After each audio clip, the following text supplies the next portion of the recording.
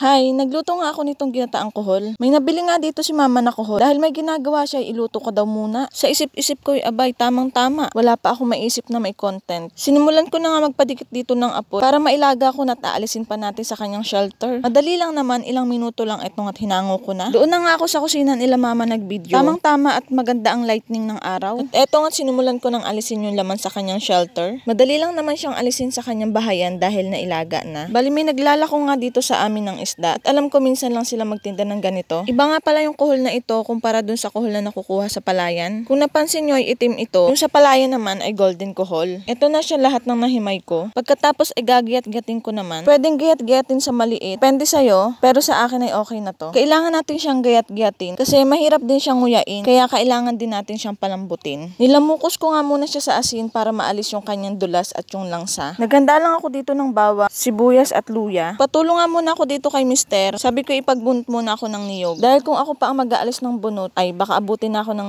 99. Baka hindi kayo maniwala. Ako ang nagkayod pero hindi ko na naibidyo. Sorry na. Pinaga ko na nga itong niyog after kong makayod. Dahil malapit na rin magtanghalian ay kailangan ko na rin mailuto. Dito na nga rin lang ako magluluto sa kusina nila mama. Nandito na rin lang naman ako. Sa bagay siya din naman nagpaluto. At eto nga't nagsalang na ako ng bawang sibuyas para igisa itong mga kuhol. Ayan at igigisa-gisa nga muna natin. Tapos tsaka natin lalagyan ng tubig para palambutin. Pasensya na kayo at madilim-dilim na yung lightning dito sa may lutuan. Kapag nagbablog ka nga talaga, kailangan nasa maganda kang ilaw para maganda yung quality ng video mo. Yan, isa yan sa mga tips ng mga content creator. So by the way nga, nailagay ko na yung gata. Natimplahan ko na rin, di ko lang nasama sa video. So yung sunod ko naman na gagawin, paiga na siya sa gata. Bigla nga nag-chat yung teacher ng anak ko. Iniwan ko na kay mama yung lutuin na ito. Dahil sumakit yung ngipin ng anak ko kaya sinundo ko sa school. Tinimplahan ko na rin naman bago ako umalis. Sabi ko kay mama ipaigahan. Tapos pagbalik ko eto't nahango na nga. Tamang-tama ulam namin pang tanghalian. Salamat sa panonood. Bye!